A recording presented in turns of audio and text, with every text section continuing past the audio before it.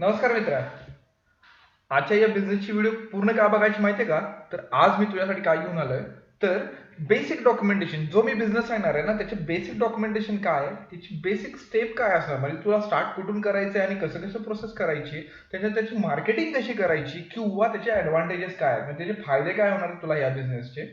तसेच तू काय काय विकू शकतो आणि ह्याचं मटेरियल तुला होलसेलमध्ये कुठे मिळणार आहे, बरोबर? आणि त्याच्यानंतर की ह्याचं बिझनेस मॉडेल कसं करायचं किंवा तू कशा प्रकारे बिझनेस करू शकतो आणि हा हा बिझनेस प्रॉफिटेबल आहे की नाही, म्हणजे या सगळ्या गोष्टींची मी तुला आज माहिती द्यायचा प्रयत्न करणार. त्याच्यामुळे माझी एवढी एकच रिक्वेस्ट आहे की पूर्ण व्हिडिओ बघायला विसरू नकोस.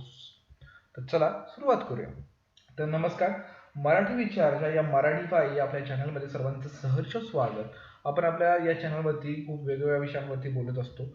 तसेच आत्ताच्या या कोरोनाच्या कंडिशनमध्ये ना, जे आत्ताची जी सेकंड वेव्ह आली आहे त्याच्यामध्ये गेल्या वर्षीपेक्षा खूप जास्त पेशंट आहेत, खूप जास्त केसेस निघतात असं गव्हर्नमेंट म्हणतं आणि आपल्याला डोळ्यांना आपण बघतो सुद्धा. पण याच्यामध्ये ना, सरकारने जसं आता लॉकडाऊन लागलं, खूप सारे रिस्ट्रिक्शन्स टाकलेले आहेत, त्याच्यामध्ये काय झालं की खूप साऱ्या लोकांचे बिझनेसेस बंद झाले, खूप साऱ्या व्यवसायाला टाळं लागलं, बरोबर? आणि खूप साऱ्या लोकांच्या ज्या कंपन्या होत्या त्याचे मजदूर निघून गेले.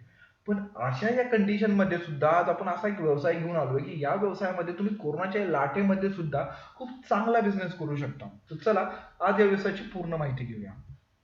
व्हिडिओची सुरुवात करण्यापूर्वी एक नम्र विनंती मित्रा, की फक्त या व्हिडिओला एक एंटरटेनमेंट म्हणून पाहायचं असेल तर मित्रा बघू नकोस. तुझ्यात फक्त आम्हाला नेक्स्ट 5 ते 6 मिनिटाचा वेळ हवाय.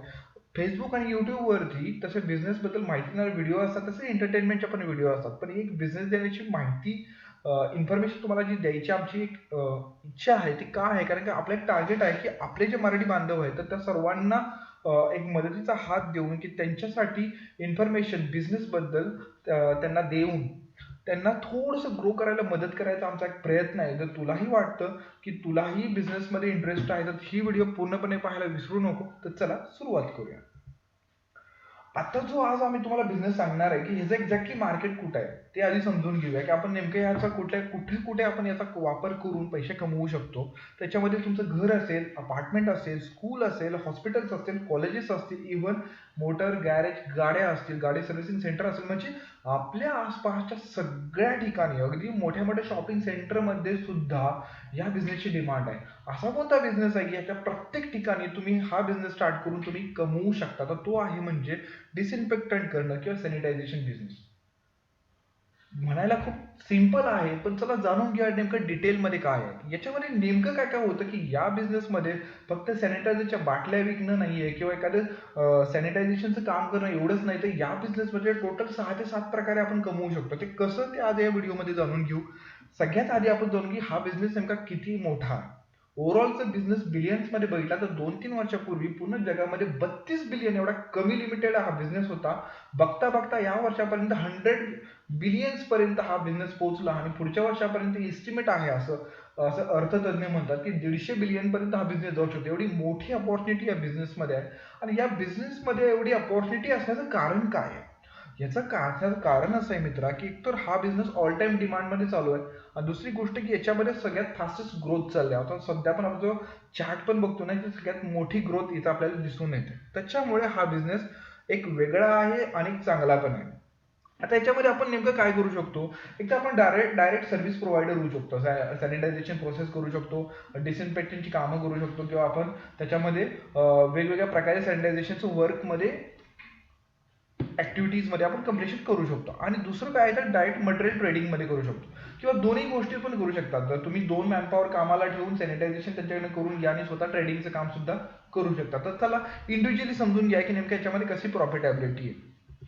जर तुम्हाला डायरेक्ट सर्व्हिस करायची असेल तर डायरेक्ट सर्व्हिस करण्यामध्ये सॅनिटायझेशन प्रोसेसमध्ये जेव्हा तुम्हाला एखाद्या स्कूलमध्ये, कॉलेजमध्ये, एखाद्या इन्स्टिट्यूटमध्ये किंवा जर तुमच्या मॉलमध्ये सॅनिटायझेशन काम करायचं तर त्याच्यामध्ये तुम्हाला काय काय लागतील तर पीपीई किट लागतं, तुम्हाला फॉगर किंवा स्प्रे मशीन्स लागतात किंवा त्याच्यानंतर केमिकल्स लागतात. जर तसं खर्च बघायला गेलं तर पीपीई किटपर्यंत अगदी 300-350 पर्यंत तुम्हाला बेसिक पीपीई किट्स मिळून जातील.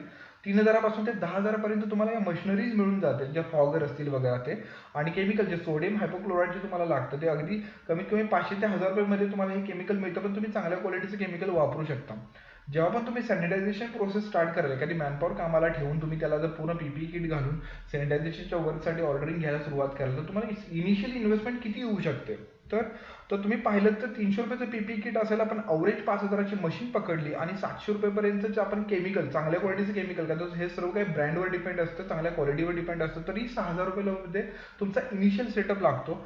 कंपनीचं रजिस्ट्रेशन केलं, तुमच्या दुकानाचं रजिस्ट्रेशन केलं, तरी त्याच्या रजिस्ट्रेशनचे एक 10,000 रुपये चार्जेस आपण डॉक्युमेंटेशनची इनिशियल फेज पकडली. प्लस मॅनपॉवरला ॲडव्हान्स देणं असेल, मॅनपॉवरची राहायची सोय करणं असेल, त्याचा एक ॲडव्हान्स पर्पज एक 4,000 जरी पकडलं, तरी सुरुवातीला तुम्ही 20,000 रुपयामध्ये हा एक बेसिक स्टार्टअप चालू करू शकता. पण तो तुम्हाला मिळणार किती आहे प्रत्येक ऑर्डर पाठीमागे ना? प्रॉफिट कॅल्क्युलेशन जर पाहायला गेलं तर सिम्पली अगर एका घरामध्ये जरी गेला 2 BHK ला, तरी आमच्या इकडे आता सध्या 1,000 रुपये घेतले जातात सॅनिटायझेशन करायचे. शॉपमध्ये सुद्धा 1,000 रुपये सॅनिटायझेशनचे घेतले जातात. म्हणजे तुम्ही बघू शकता की अगदी एका आठवड्यामध्ये जरी तुम्हाला 10 ऑर्डर जरी आल्या, तरी तुमच्या इन्व्हेस्टमेंटचे 50% तुमची इनिशियल जी इन्व्हेस्टमेंट होती ती तुमची नील होऊ शकते. तर एवढी जास्त प्रॉफिटेबिलिटी तुम्ही यातून कमवू शकता. दुसरा आहे की तो ट्रेडिंगमध्ये. तर ट्रेडिंगमध्ये तुम्ही काय काय करू शकता? तर ट्रेडिंगमध्ये सगळ्यात पहिलं म्हणजे तुम्ही तर तुमचे जे टूल्स आहेत, सॅनिटायझेशन असेल, हाऊसकीपिंगचे टूल्स असेल, तुम्ही रेंट आउट पण करू शकता, रेंटवरती देऊ शकता, लोकांना वापरायला देऊ शकता. तसे जे छोटे छोटे फॉगर्स आहेत, तर तुम्ही होलसेलमध्ये आणून प्रत्येक घरी अगदी 1,000-2,000 रुपयाचे जे फॉगर्स असतात छोटे छोटे, प्रत्येकाला वाटतं की आपल्या घरीच असाल सॅनिटायझेशनचा असाल, तर तुम्ही त्यांना ते होलसेलमध्ये देऊ शकता. आणि त्याच्यानंतर जो न्यू नॉर्मल आहे, जो N95 मास्क असेल किंवा डिझायनर मास्क असेल, ते 2 ते 3 रुपये तुम्ही डायरेक्टली मॅन्युफॅक्चर कडून घेऊन 2-3 रुपयाचे मास्क अगदी 10 रुपये 15 रुपयामध्ये रिटेलमध्ये विकू शकता. डिझायनर मास्कची खूप जास्त डिमांड आहे. त्याच्याच प्रकारे हाऊसकीपिंग मटेरियल आहे किंवा जे क्लिनिंग टूल्स आहेत, तर ते सुद्धा तुम्ही घेऊन विक्री करू शकता तुमच्या एरियामध्ये.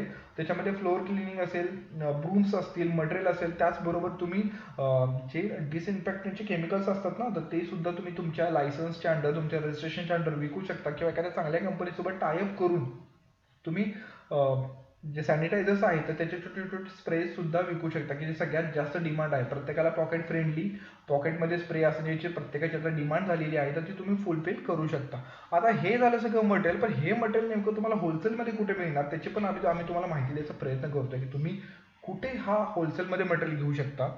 जर तुम्ही पुण्याची गोष्ट केली तर बुधवार पेठ, रविवार पेठ किंवा तपकिरी गल्लीमध्ये खूप मोठे मोठे होलसेलर्स बसलेले आहेत, त्यांच्याकडून तुम्ही मटेरियल होलसेलमध्ये घेऊ शकता. आउटर पुणेमध्ये हडपसर किंवा कात्रजमध्ये पण काही ट्रेडिंग कंपनीज आहेत, त्यांच्याकडून मटेरियल तुम्ही घेऊ शकता. त्याच्यानंतर नाशिकमध्ये, सातपूरमध्ये केमिकल बनवणाऱ्या काही कंपनीज आहेत, त्यांच्याकडनं मटेरियल घेऊ शकता. नागपूरमध्ये इतवारी मार्केट, टिळक रोड असेल किंवा हावरा पेठेमध्ये काही दुकानं आहेत, त्यांच्याकडनं तुम्ही मटेरियल घेऊ शकता. किंवा मुंबईमध्येच झालं तर घाटकोपर, ठाणे, मालाडला असे मोठे मोठे होलसेलर्स आहेत, त्यांची आम्ही नावे तर फक्त रेफरन्ससाठी देतोय. तुम्ही त्याच्याकडे डायरेक्टली जाऊन किंवा त्यांचा गुगलवरून कॉन्टॅक्ट घेऊन त्यांच्याशी बोलून होलसेलमध्ये मटेरियल यांच्याकडनं मागवू शकता. हा तुमच्या ट्रेडिंगचा विषय आहे, तुमच्या इंटरेस्टचा विषय आहे, की तुम्हाला कुणाकडून मटेरियल कसं घ्यायचं आहे ते तुम्ही तिथून मागवू शकता. आता याच्यानंतर जर पाहिलं तर या बिझनेसची सुरुवात कशी करायची किंवा सॅनिटायझेशनचा बिझनेस हा नेमका तुम्ही कसा स्टार्ट करता, तुमची आयडिया काय आहे, तुम्हाला फक्त सर्व्हिस प्रोव्हायडर व्हायचं आहे का ट्रेडर व्हायचं, ते ठरवून घ्या तुम्हाला नेमकं. किंवा तुम्ही ॲट अ टाइम दोन्ही कराल तर अजून जास्त फायदा होईल. त्याच्यानंतर तुम्ही रजिस्ट्रेशन करा, का तर तुमचा जर बिझनेस रजिस्टर असाल ना, तर तुम्ही खूप लवकर ग्रो कराल. तर तुमचा बिझनेस रजिस्टर नसेल तर तुमचे कॉम्पिटिटर तुमची कंप्लेंट करतील, तर तुम्हाला म्युन्सिपाल्टीवाले किंवा गव्हर्नमेंटवाले तुम्हाला नोटीस देऊ शकतात तुम्ही इलिगली काम करता म्हणून. त्याच्यानंतर मार्केटचं स्टडी करा, की तुम्हाला कॉम्पिटिटर कोण कोण आहेत, तुमच्या आसपास किती दुकानं आहेत, किती मॉल्स आहेत आणि त्यांच्याकडे तुम्ही कसं कव्हर करणार आहात, तर त्यांचा स्टडी करून ठेवा. त्याच्यानंतर फायनान्शियल प्लॅनिंग, का तर तुमच्याकडे 3 ते 4 मॅनपॉवर जर काम करणार असेल किंवा 2 मॅनपॉवर काम करणार असेल, तर ते प्लस तुमचा जो गाळा वगैरे असणार आहे, तर ते प्रत्येकाचं नेक्स्ट 2 ते 3 महिन्याचा तुमच्याकडे स्टॉक असला पाहिजे, तेवढे फायनान्शियल प्लॅनिंग असलं पाहिजे.